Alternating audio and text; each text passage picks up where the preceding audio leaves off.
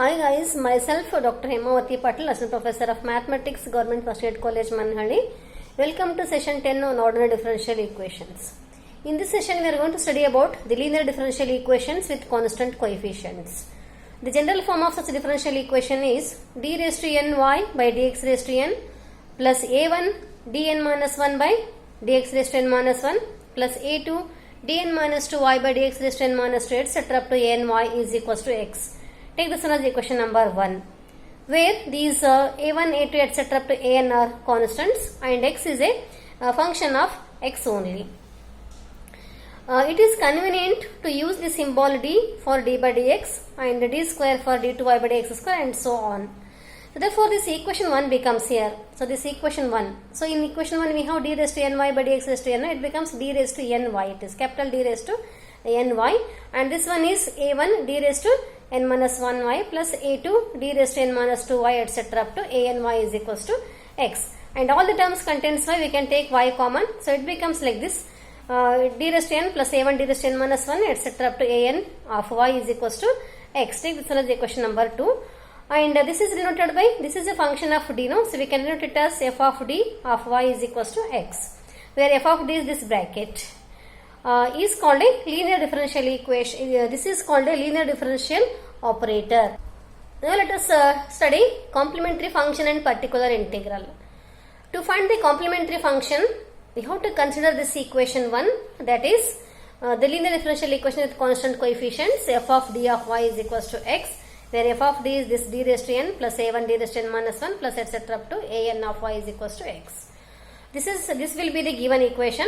Then complementary function is the general solution of f of d of y is equal to 0, because here let us assume that this is RHS equals to 0 to find the complementary function. So that is d raised to n plus a1 d raised to n minus 1 etc. up to an of y is equals to 0. This is nth degree polynomial. So if you factorize this, you will get here n factors like this: d minus m1 into d minus m2 etc. up to d minus mn of y is equals to 0. So then the solution of any one of these equations, that is d minus m1 of y is equals to 0, d minus m2 of y is equals to 0 etc. up to d minus mn of y is equals to 0, is also a solution of equation 3. That is, if you solve this one, you will get the solution of equation 3, this one here. And now to find the general solution here, let us consider one general factor, that is d minus mr into y is equals to 0, where r is in between any 1 and n. So this implies, open this bracket, d of y minus mr of y is equals to 0, and this one is dy by dx is equals to mr of y. And let us separate the variables, take y in this side, it becomes dy by y is equals to mr into dx, and variables are separated, then integrate this on both sides. This equals to here, integration of 1 by y is log y is equals to mr is constant, integration of dx is x, and integration of constant, this is the constant of integration is log cr we can take. So this implies take log cr in this side, in LHS it becomes log y minus log cr is equals to mr into x, and this implies it is in the form of log m minus log n is log m by n is equals to mr into x. So it is, if you remove this log, it becomes here, this becomes exponential. It is, suppose we don't have any base, means there is a base e here. So this implies y by cr is equals to e to the power of mr into, this is mr into x, it is mr into x. So or y is equals to cr into e raised to mr into x. This is equation number 6, where c is the arbitrary constant. Since the general solution of equation 5 is of the form equation number 6, so we can assume that a solution of equation 2 is of the form y is equals to emx, because here we have taken, to prove this one we have taken, consider one general factor, no, that is y minus mr, this is d minus mr into y we have taken, no.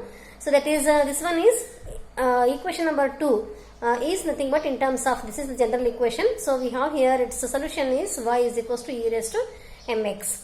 So let us differentiate this. D of y is derivative of e raised to mx is m into e raised to mx, and d2y means differentiation of this one, m as it is derivative of e raised to mx is 1 more m, it is m square. Similarly, d raised to n of y is m raised to n of e raised to mx. Now equation 2 implies here, equation 2 is nothing but here d raised to n, no, it is d raised to n of y, all those things. So here if you take this is nothing but here, it is nothing but here, if you write this one, all the terms you will get like this here, m raised to n y m raised to n of e raised to mx it is. Then plus a1 m raised to n minus 1 e raised to here m to x plus etc.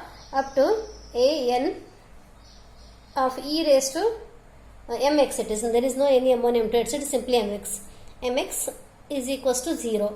So all the terms contains e raised to mx. Now I have taken e raised to mx common, then it implies m raised to n plus a1 m raised to n minus 1 etc. up to a n of e raised to mx is equals to 0.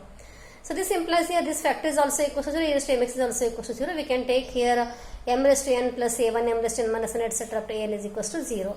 And this equation 7 is called, this one is called auxiliary equation. So while finding the complementary function we can understand this one. So here the d was replaced by m here.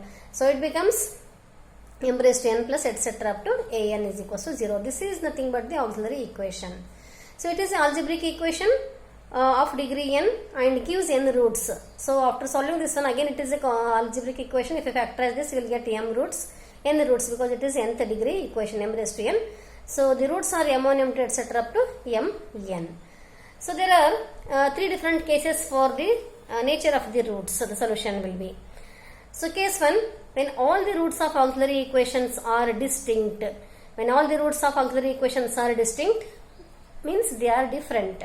That is m1 is equal m1 m2 up to mn be the n real and distinct roots of equation 7. That is here. So that is m1 is not equals to m2, which is not equals to m3, which is not equals to etc. up to not equals to mn, means all the roots are different. And in that case the solution will be here, that is y is equals to e raised to m1x, all those things. So and the solution will be given by here y is equals to c1 e raised to m1x plus c2 e raised to m2x plus c3 e raised to m3x etc. up to cn e raised to mnx.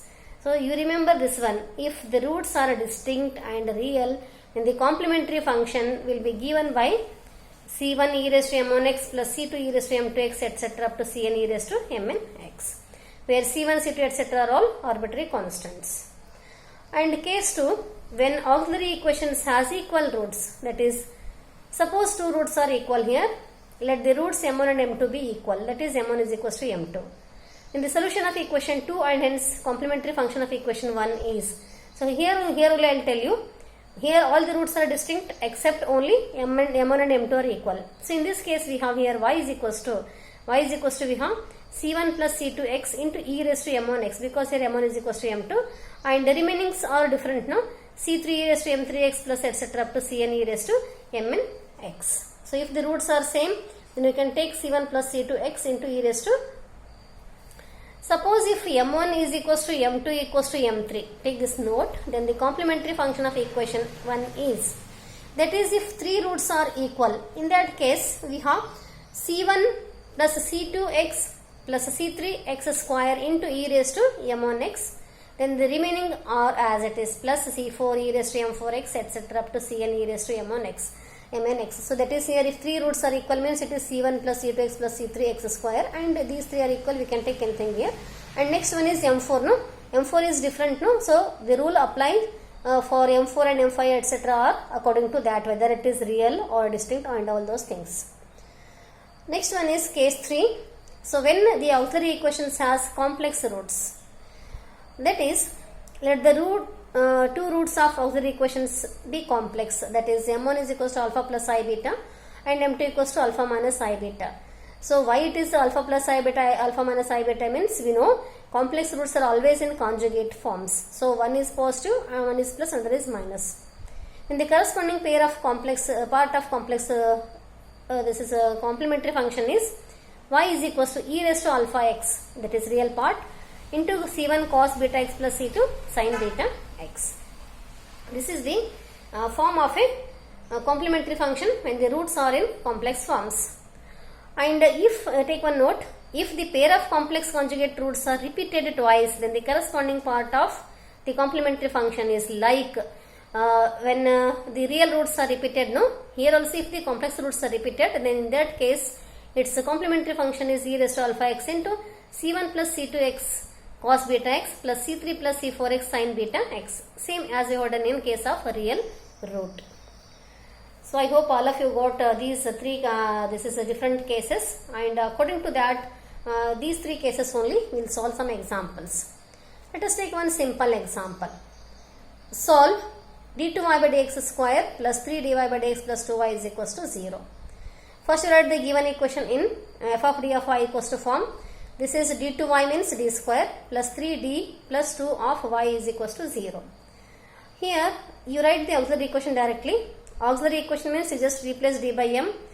So it is m square plus 3m plus 2 is equals to 0. Now factorize this. This is quadratic equation, so we can factorize this. Here multiplication is 2 and sum is 3, and the factors are 2 into 1. So that is 2 into 1 is 2 and 2 plus 1 is 3. So it becomes m square plus 2m plus m plus 2 is equals to 0. And this implies here in this we can take m common in these two. It becomes m plus 2 plus 1 common, m plus 2 is equals to 0. And in these two m plus 2 is common. So what else remains? M plus 1 remains. So m plus 1 into m plus 2 is equals to 0.